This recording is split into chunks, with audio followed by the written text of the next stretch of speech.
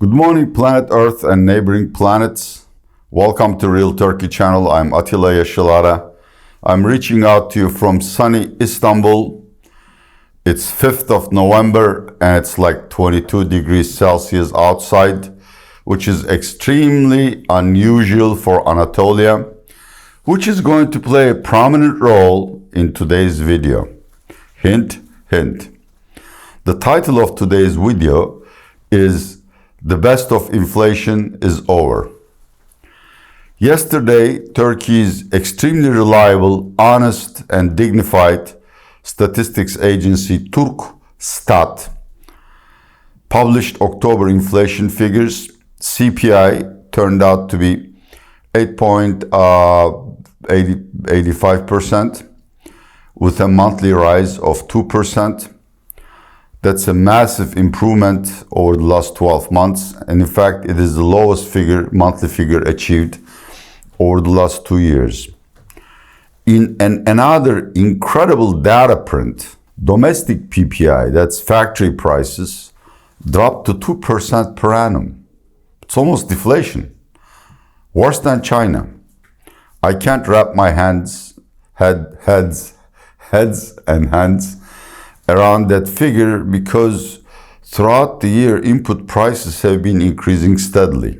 But I'm just going to put a question mark and move on to that. Just to put the video in a context, I'm sure you are aware that in many regions of the world, United States excluded, there is disinflation going on. And in fact, in Japan and in Euro area, there is almost deflation. Japan is in deflation and shall ever stay in deflation. In Euro area, the latest synchronized inflation measure is 0.7% in October, which is really flirting with deflation. As well, according to the latest reports I've read, in emerging markets, this inflation has accelerated and maybe reaching alarming dimensions in some countries. In that sample set, Turkey is one of the few examples. Obviously, there are countries out there like Venezuela, which has an internal war and constitutes an aberration. But Turkey is a chronically high inflation country. And it's curious, why is it that way? The reasons to me are simple. First of all, we have a president that doesn't believe in decent monetary policy. Secondly, Turkish economic policy is entirely focused on producing growth and producing growth above and beyond the capacity of this economy to manufacture. So you are pushing the engine too hard and obviously it's overheating. Why am I explaining you these things? Because it's very important in the context of what's going to happen in the future. I talked to a lot of economists yesterday, as well as listened to the latest inflation report of the central bank. This was really the best inflation figure. As of next month, the base effects will fade away from the data, and monthly as well as yearly inflation is set to rise. My humble survey, which is completely non-scientific, suggests that at the end of the year, CPI will soar to 12% again. I couldn't find that many estimates for 2020, but the range I compiled is from 9% to 11%. We think our humble think tank, Istanbul Analytics, projects we're going to have an average CPI of 10.5% and close the year at 9%. Now, this is substantially higher than central bank's central tendency inflation forecast of 8.5%. Furthermore, there are a lot of upside risks. First, it assumes there is not going to be any currency shocks. The reason why Turkish inflation has suddenly soared last year and only decelerated by October, through October, is because we had a misunderstanding with the United States because of the detention of an American clergyman, Mr. Andrew Brunson, and Mr. Trump sent one of his famous tweets, I'm gonna friggin' destroy you. And lira tanked like by 50%.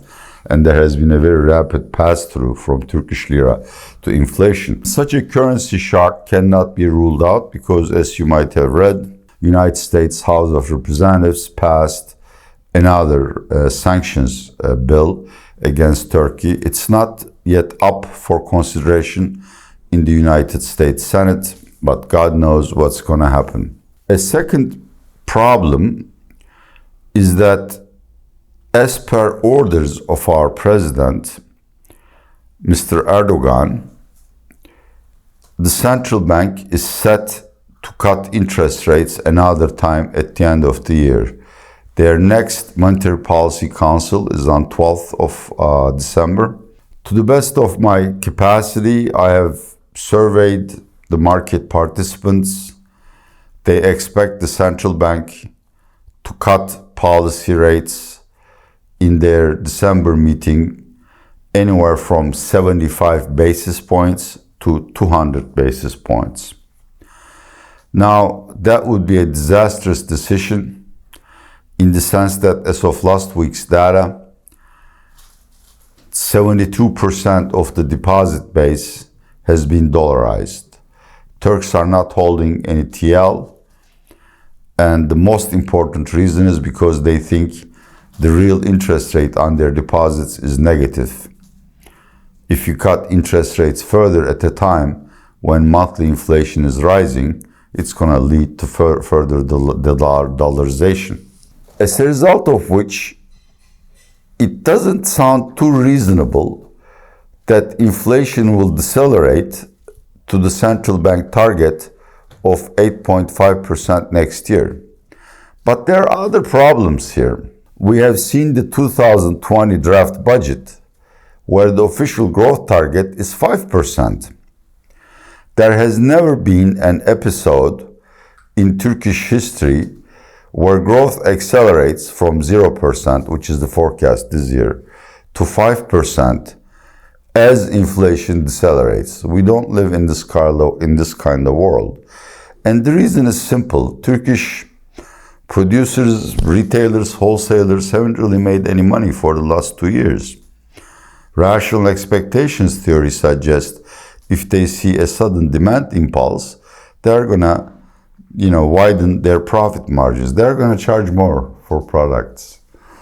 So if we come anywhere near 5% growth, inflation is going to soar as well. The final reason why I don't expect inflation forecasts to be fulfilled is our president, Mr. Erdogan. Mr. Erdogan has a very predictable reaction function. He constantly meddles with the central bank. This goes back to 2010.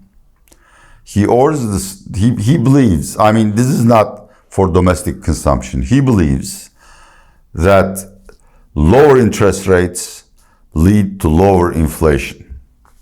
So he is definitely going to order the central bank to cut interest rates to stimulate fixed investment to the point where both domestic savers and international investors rebel and abandon the lira completely, as a result of which we have a currency shock, the lira depreciates, it passes through to inflation, and we have an inflationary boom. This is a story that keeps repeating year after year.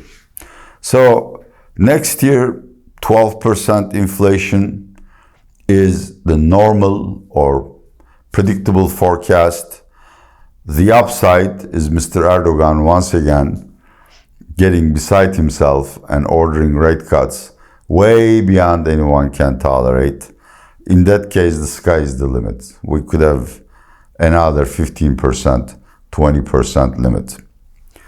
My name is Atilla Yeşilada. You have listened to Real Turkey channel.